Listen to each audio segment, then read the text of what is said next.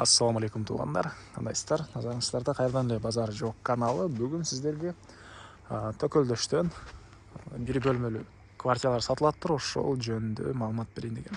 Ушул 3 кабаттуу клубный домдон бир бөлмөлүү квартиралар сатылат. Так, Төкөлдөштү көпчүлүгүңүздөр эле билбесеңиздер керек. Мен да көпкө чейин билбей, жакында эле билгем. Бул жака келүү үчүн сиздер ориентирди бул Алматинка Лев Толстой көчөсүнө алсаңыздар болот. Ошол жерден эле чыгышты карай бир аз жүрүп эле түштүктү карай могу көчө менен келесиздер. Мына оң тарапта ушундай 3 кабаттуу үйдү көрө аласыздар туугандар. Так, ушундай клубный домдо жайгашкан. Өйдө тарабы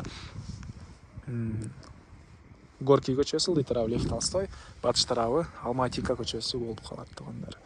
Каражыгачтын эле батыш тарабы туугандар. Чыгыш тарабы Каражыгач. Так, андан ары эми сиздерге квартиралар жөнүндө маалыматты берип баштайын. Мынакей бул короосу. 3 кабаттуу үй. 30-32 квадрат метр болгон бир бөлмөлүү, жалаң бир бөлмөлүү квартиралар туугандар. Документтери, техпаспорт, кызыл китеп. Жери кызыл китепте квартиралардын техпаспорту даяр, эксплуатацияга берилген, газ киргизилген, отоплениясы газовый экен туугандар. И бул жакта азыр парковкага жайы, бул жакта балдар ойногон аянтчага жайы, очокана, трансформатор, ушундай жери. Документтер уже бар экен туугандар. Так. Стенасы кирпич, бул клубный домдун стенасы кирпич. Азыр ички тарабында көргөзөм туугандар. Короосунда бир аз курулуш жүрүп аткан өчүрө. Эми кирип сиздерге калган маалыматты берейин. Так. Мектеп, садиктер тегерекчетте бар экен. Алды тарабы подъезд. Азыр көбүнөсү ПСО туугандар. Биринчи этажда бүтүрүлгөндөрү да бар. Азыр экөөсүн тең көргөзөм. Бул ПСОсу туугандар. Ички тарабы кире бериш. Бир бөлмө, түштүк тараптан терезе. Бул жакта кухнясы и санузел. 30 жана 32 квадрат метрден жалаң бир бөлмөлүүлөр. Стенасы бул көп кабаттуу үйдүкү кирпич. Мынакей кирпич тышкы тараптан базалит менен утеплять этилген туугандар. Электропроводдор тартылган.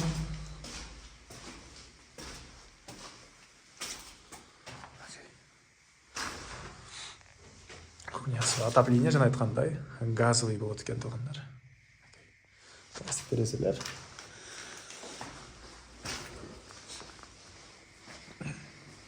Эң негизгиси ошол документтери даяр. Алсаңыздар эле ошол өткөрүп берилет жана ремонтну кылып ПСОлордо жашай берсеңиздер болот. Бул жакта азыр ремонту бар, жашаткандар деле бар экен. Мына тапчыканы көрүп атасыздар. Так. Бул дагы бир ушундай квартира. Бул шпаклевка болуптур туугандар. Санузел. Кухня, түштүк тараптан терезе. И бул жакта мынакей бир бөлмө. Документи бар жана ипотекага дагы алганга болот экен туугандар. Ипотека менен алгансаңыздар дагы болот. Андан ары могу жерде бир бүткөн бөлмөсү бар, ошону ички тарабын көргөзөйүн. Мынакей бул бүткөн квартиранын ички тарабы туугандар, кире бериш. Бул жакта санузел, ванна, душ, раковина суу чыгарылган. Мынакей туугандар. Бул жакта кухня экен туугандар азыр. Детский бөлмө катары колдонуп аткан өчүрө. Түндүк тараптан терезе. Отопление жана айткандай туугандар, газовый отопление жана мына бул бир бөлмөсү. Бул жак көрүп ремонт жана түндүк тараптан терезе, чыгыш тараптан терезелер орнотулган. Андан ары сиздерге экинчи этажды көргөзөйүн. Мынакей тепкичтер туугандар, сиздерге экинчи этаждан да бирөөсүн көргөзө кетейин. Бул экинчи этажы. Биринчи этажда эки ремонту менен бар экен, калган этаждар баары ПСО. Ички тарабын өзүңүздөрдүн вкусуңуздар менен каалагандай кылып ремонт кылып аласыздар. Так, мынакей бул кире бериш.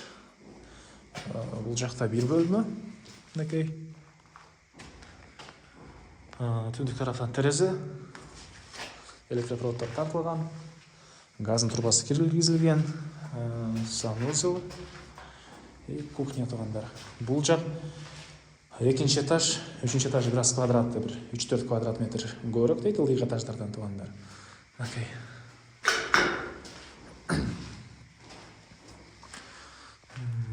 Түштүк тараптан терезе. Ол көк жар болуп калса керек ошондо. Көк жар же ошондо. Так. Көк жар тарап болуш керек, Достоевский тарап туугандар. Так. Дагы эмне маалымат?